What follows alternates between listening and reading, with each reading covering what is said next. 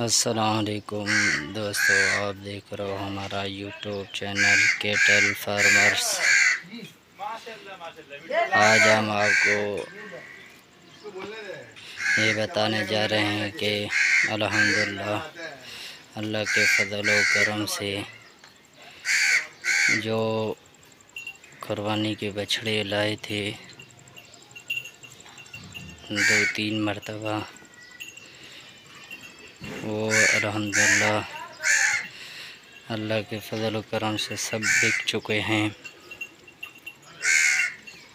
और अल्हम्दुलिल्लाह सब जा चुके हैं। हर कोई अपना अपना ले गया, कोई 4 दिन बाद, कोई 3 दिन बाद। जो करीबी थे तो ये सिर्फ बाड़े के जो बचिया और छोटे से बछड़े हैं वो रह गए हैं। बाकी अल्हम्दुलिल्लाह सब बिक चुके हैं। ये जगह बिल्कुल खाली ये दिख रहा है। 60,000 रुपये का माल है जो 1 लाख में चूना लगा के बंदा लेके आ गया है।